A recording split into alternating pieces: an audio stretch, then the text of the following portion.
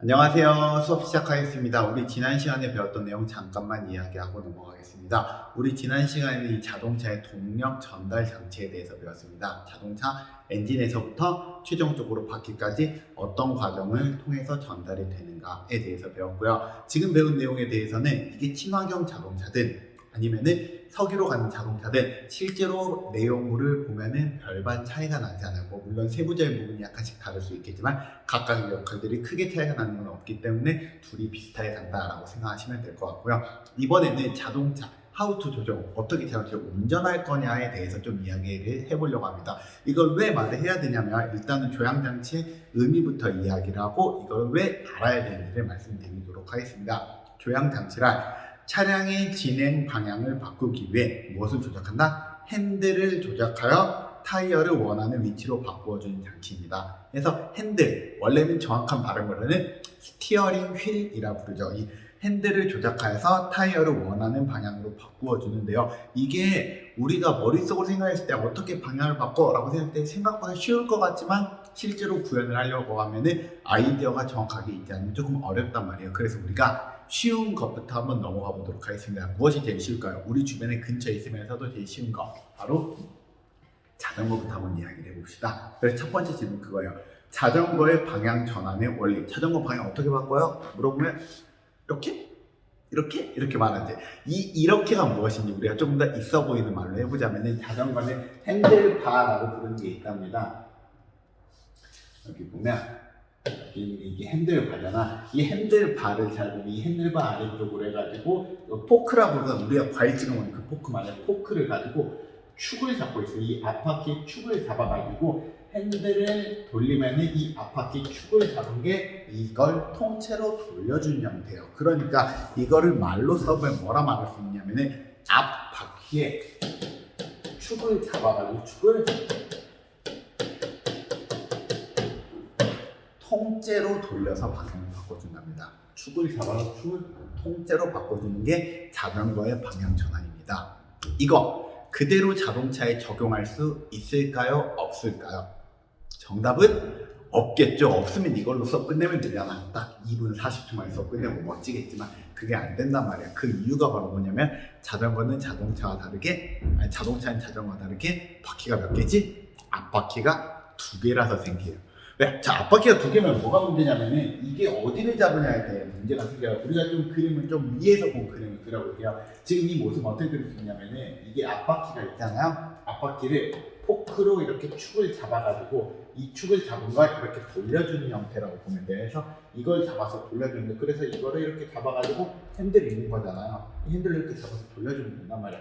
그림 이해되지? 핸들 이렇게 잡는다. 좀 그림 좀 이상하네. 그림 다시 그려준다면 여기 앞바퀴가 있으면 핸들로 이렇게 잡아가지고 이렇게 돌려주는 거잖아. 이거 위에서 본 모습이에요. 딱 이렇게 돌려주는 애인데 이게 그냥 바퀴만 늘어나는 게 우리가 일반 자동차라 생각을 해보면은 자동차가 이렇게 생겼을 거 아니야.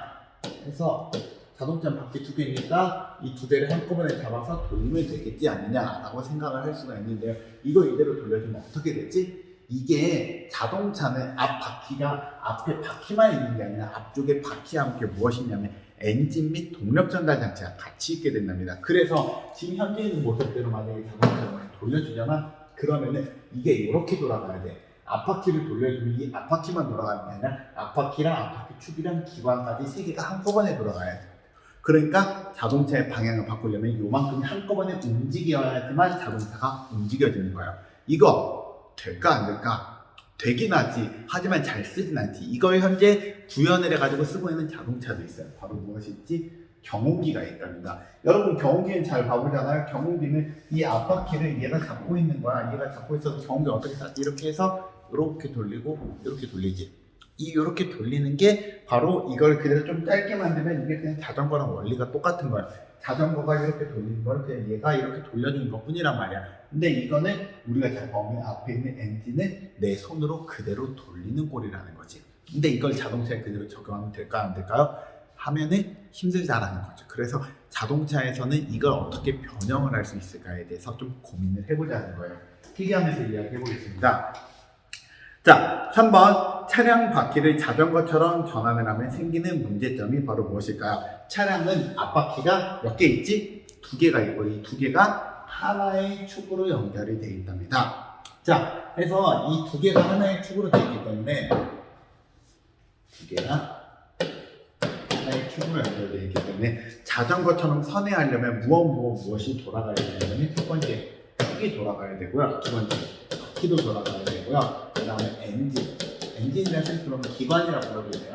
이 엔진 기관, 이 세 가지, 하나, 둘, 세 개가 동시에 돌려야 된단 말이에요. 그러니까 이게 너무나도 불편하다는 거지. 그래서 우리가 이걸 해결해 보자고. 자, 이걸 해결하려면 어떻게 하면 될까? 쉽게 생각하면 돼요. 우리가 그냥 일반적인 자동차 이렇게 생겼잖아. 이 상태에서 죽어도 해결 안 되거든. 이걸 해결할 수 있는 방법은 바로 이거예요. 아래다가 축을 하나 더 만드는 거예요. 그냥 우리가 일반 자동차가 움직이도록 해주는 구동축과 다르게 조향축을 그 아래에다 놔두면 된다는 거예요. 이게 도대체 무슨 의미냐? 축이 하나 더 있잖아요. 이렇게 만들 수 있어요. 뭐지? 일반적인 축을 옆에서 밀어버리면 축이 어떤 모양이 되지? 평행사변형으로 바뀌게 된다는 거지. 이걸 우리가 그림으로 표현하면 이렇게 그림으로 그릴 수 있을 것 같아요. 원래 이렇게 축에 이렇게 하나가 연결이 되는데 하나를 더 연결해 놓는 거지. 더 연결해 놓고 얘를 밀어버리면은 이렇게 얘가 평행사변형으로 바뀌어가지고 바퀴가 돌아간다는 거지. 그래서 우리는 일반적으로 자동차의 바퀴의 방향을 전환하려면은 축이 몇 개가 있어야 된다? 2개가 있어야 된다. 그래서 필기를 해보겠습니다. 해결책, 밀고 당길 수 있는 축을 하나 더 만드는 방법이 우리가 생각하는 해결책입니다. 그래서 이렇게 만들면 어떻게 되냐? 사각형이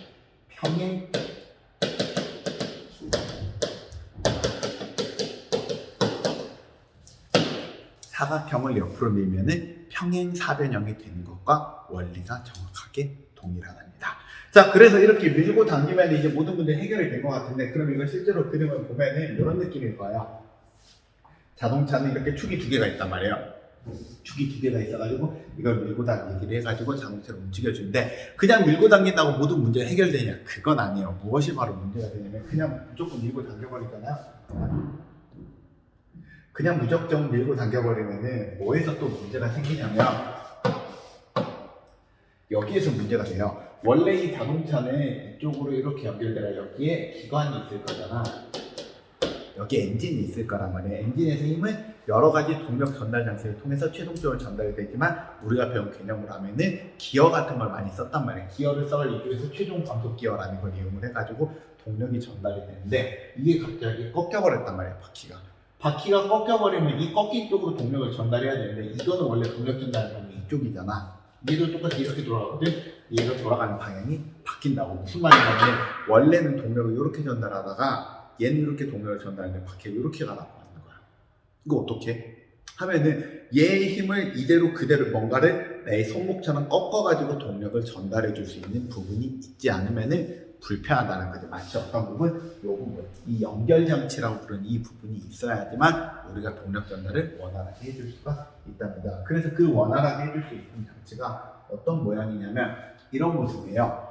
하나의 축에는 약간 깔때기 모양을 만들고 깔때기 홈을 파놓고요. 반대쪽에서는 구를 내놓는데 구에다 축을 하나 꽂아 놓는 거야. 그리고 나서 우리가 돌려준다라면 어떤 모습이 되지? 이게 좀 방향이 바뀌어도 얘가 돌아가는데 무리가 없는 거지. 이게 마치 무엇과 똑같냐면 우리가 이 바로 전에 배웠었던 그 동력 전달 장치의 추진축이라는 느낌이 비슷하거든요. 추진축이라는 것도 나오게 된 이유가 바로 뭐냐면은 앞바퀴랑 뒷바퀴는 이렇게 덜컹덜컹 거리기 때문에 동력이 전달되다가 이게 동력이 제대로 전달이 안 되고 이게 이상해질 수 있으니까 이렇게 껴놓는 깍지만 유니버셜 조인트라는 걸 만들어가지고 이렇게 동력이 전달되게 돼 있었거든. 이것도 동일한 원리예요. 그래서 자동차가 바퀴가 현가 장치 때문에 이렇게 바퀴가 위아래로 움직일 수도 있고 거기에다가 조향 장치 때문에 이렇게 움직일 수 있기 때문에 이 두 가지 상황을 모두 다 고려해가지고 꺾여도 동력 전달할 때 무리가 없도록 현재 만들어져 있답니다. 그래서 필기를 해보겠습니다.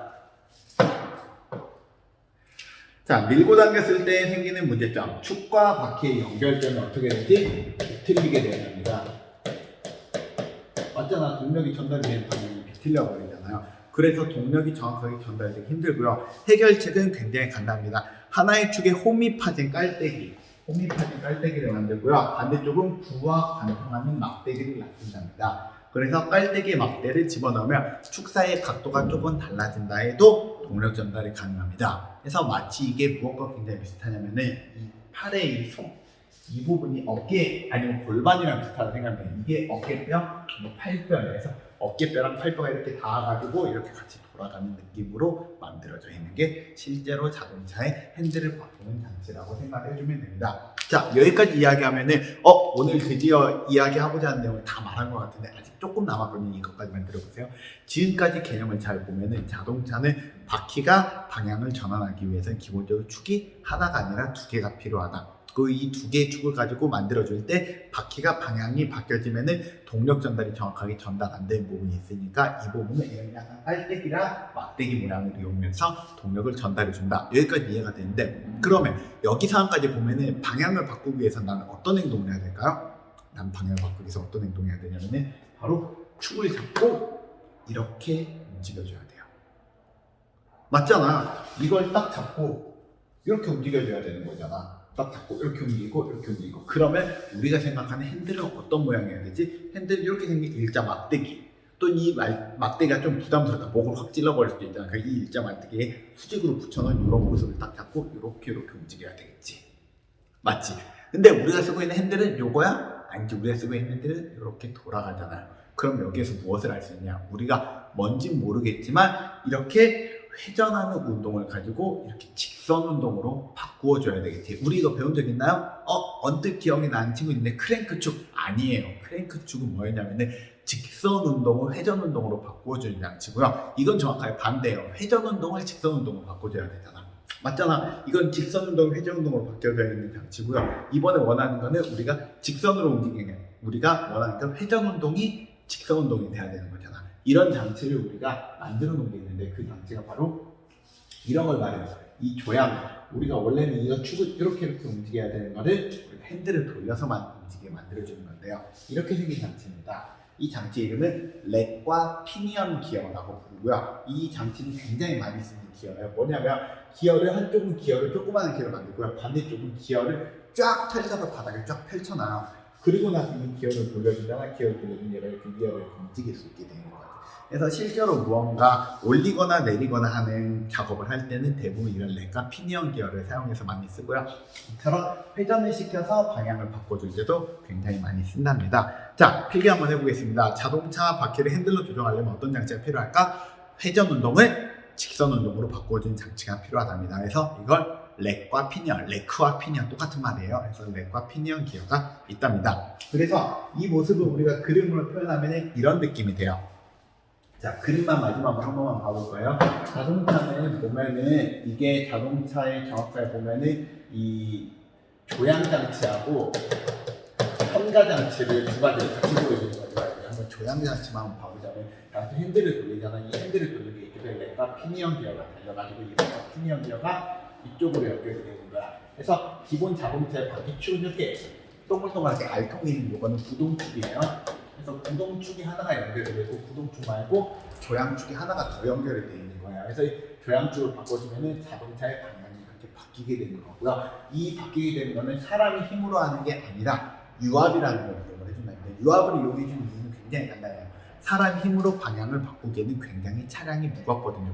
여러분 부모님께서 차량 운전할 때 보면 손을 이렇게 슉슉슉슉 움직이잖아. 근데 이렇게 움직일 때 실은 얼마의 무게인 자동차를 움직이는 거지? 이거는 차량 무게가 1톤 정도에 있는 차량을 내 손으로 돌리는 거란 말이야. 1톤의 차량을 내가 이렇게 바퀴의 방향을 바꾸기 위해서 한 손으로 한다? 네가 그러면 적어도 500kg의 힘은 있어야지만 앞바퀴를 움직일 수 있는데 우리 그 정도 힘 안 써도 움직이거든. 바로 유압이라는 걸 사용을 해가지고 유압 더하기 파스칼의 원리라는 걸 사용을 해준답니다. 거기에 대해서 더 궁금하면 인터넷으로 찾아보시기 바랍니다. 그래서 이 유압과 파스칼의 원리를 이용해가지고 우리는 움직임을 만들어주고요. 이때 보면 이 오일 색깔이 어떤 색깔이지? 빨간색이지. 자동차에 실은 오일이 되게 많이 들어가요. 보면 이렇게 오일이 다양하게 들어가거든. 엔진 요거 다 있는데 이 각각의 오일들을 그대로 우리가 오일의 색깔을 안 부여해 놓으면 오일이 헷갈릴 수 있으니까 오일마다 색깔을 조금씩 다르게 해 놓는 편이랍니다. 그런 면에서 봤을 때 주로 파워 스티어링, 그래서 핸들을 돌릴 때 사용하는 오일을 빨간색을 보통 많이 써요. 그래서 이 오일을 가지고 자동차를 이렇게 운전해줄 때 사용한다라고 생각을 하시면 될 것 같습니다. 그 밖에 오일들은 엔진에 들어가면 엔진 오일, AT라고 부르는 거는 오토 트랜스미션, 그러니까 변속기에 들어가는 오일이에요. 이런 것들은 다 그런 오일들이 다양한 오일들이 있다 생각을 하시면 됩니다. 오늘 수업 여기까지 하겠습니다. 지난 시간 조금 오래 걸렸으니까 오늘 조금 짧게 할게요. 수업 끝. 안녕.